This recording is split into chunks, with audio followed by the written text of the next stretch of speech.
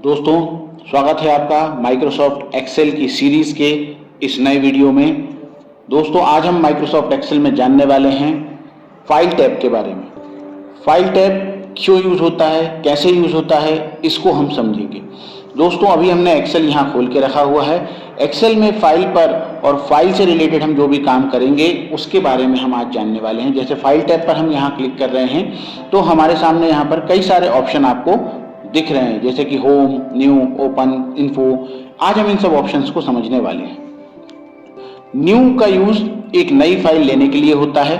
इसको समझ आने के लिए हम एक बार बैक जाते हैं और ये जो फाइल हमने खोल रखा है इसको हम Ctrl+W की मदद से बंद कर देते हैं। हमने ये फाइल बंद कर दिया है।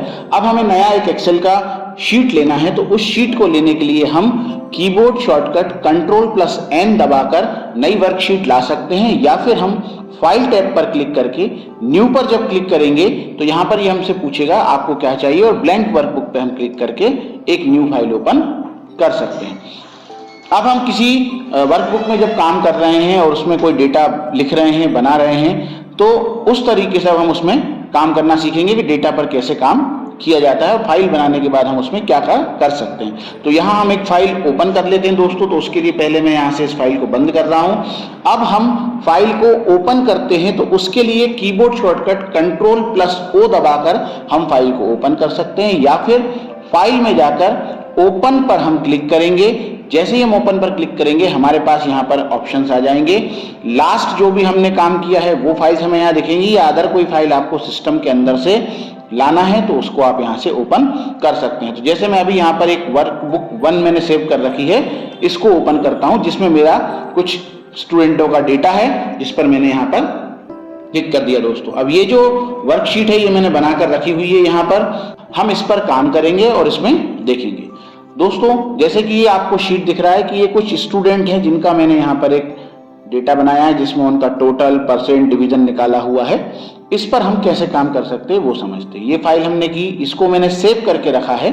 लेकिन यदि हम एक न्यू फाइल लेते हैं, Ctrl+N से हम यहाँ एक न्यू फाइल लेते हैं और इसी डेटा को हम यहाँ पर कॉपी पेस्ट करते हैं। तो दोस्तों, ये है डेटा हमने यहाँ पर कॉपी पेस्ट कर दिया है और अब हम इस पर काम करना शुरू करते हैं। हम बात करते हैं सेव।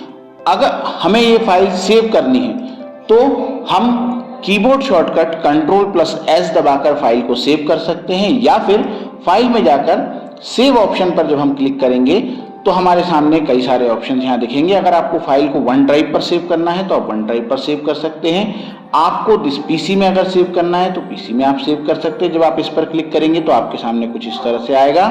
अगर आपको ऐड प्लेस करना है तो आप ऐड प्लेस कर सकते हैं, या फिर अगर आप ब्राउज करेंगे तो आपके सामने आपके कंप्यूटर की ड्राइव्स ओपन हो जाएंगी, लोकेशन ओपन हो जाएंगी, और जहां भी आप इस फाइल को सेव करना चाहते हैं उस लोकेशन पर जाकर फाइल नेम देकर आप फाइल को सेव कर सकते हैं। तो दोस्तों, ये फाइल सेव करना हमने सीखा। अब हम बात करते हैं अगले ऑप्शन की। दोस्तों, जैसे कि हमने फाइल सेव किया, अब इसी तरह से यदि आपको इसी फाइल को सेव करने के बाद कहीं और किसी दूसरी लोकेशन पर या उसी लोकेशन में किसी दूसरे नाम से सेव करना है तो इसके लिए हम यूज करते हैं सेव एज ऑप्शन का। इसके लिए आप यहां से आप सेव एज पर क्लिक करके इसको ओपन कर सकते हैं। यहां पर आपको एक और चीज दिखेगा कि जब आप यहां पर आएंगे तो आपको browse, this place, this PC, सारी चीजें यहां पर दिख रही हैं। आप जहां भी फाइल को सेव करना चाहते हैं, हम ब्राउज पर जाते हैं उसी लोकेशन में जहां पर हमने उस फाइल को सेव किया है। इसके बाद हम यहां पर उस फाइल का कोई दूसरा नाम देकर उसको सेव कर सकते हैं। अब जैसे मैं इस फाइल को यहां पर एक नाम दे देता हूं, माय वर्कबुक। हमने इसको ये नाम दे दिया और अब हम इसको सेव कर रहे हैं। तो देखिए ये डॉक्यूमेंट में सेव हो रहा है। दोस्तों, चलिए मैं इसको डाउनलोड में सेव कर देता हूं अभी हाल फिलहाल, और डाउनलोड में सेव करके हम इसको सेव करते हैं। तो ये देखिए ये सेव हो गया, ऊपर हमारा नाम आ गया है माय वर्कबुक। अब हम इसको क्लोज करते हैं। अब अगर हमें ये फाइल दोबारा ओपन करनी है तो इसके लिए हम Ctrl+O प्रेस करेंगे और जहां भी हमने उस फाइल को सेव, देखिए वो फाइल हमारी यहाँ पर आ गई है।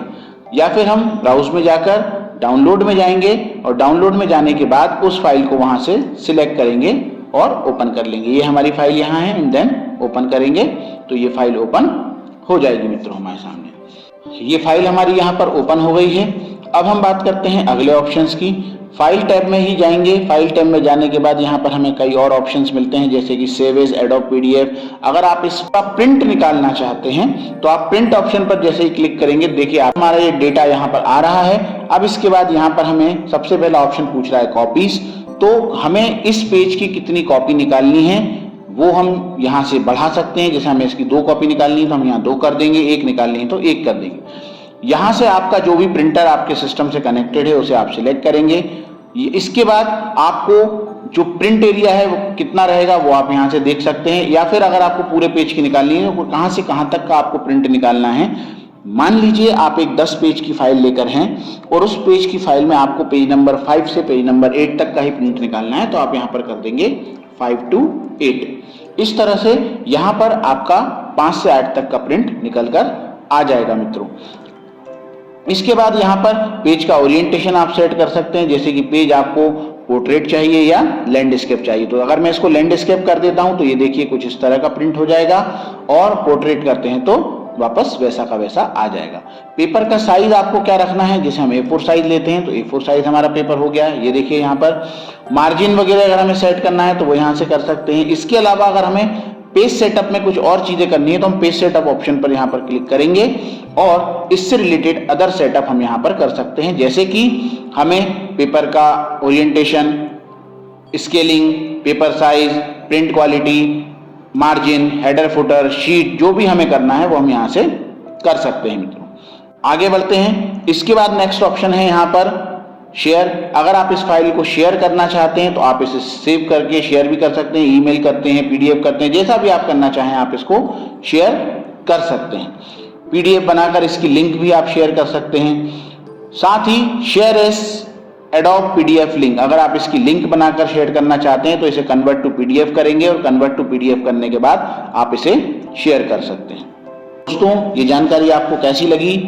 अगर आपको हमारे वीडियो पसंद आ रहे हैं तो वीडियो को लाइक कीजिए, शेयर कीजिए और हाँ, चैनल को सब्सक्राइब जरूर कर लीजिएगा, क्योंकि यहाँ आपको एक एक ऑप्शन की डिटेलिंग जानकारी मिलेगी। मिलते हैं अगले वीडियो में, तब तक के लिए बाय बाय।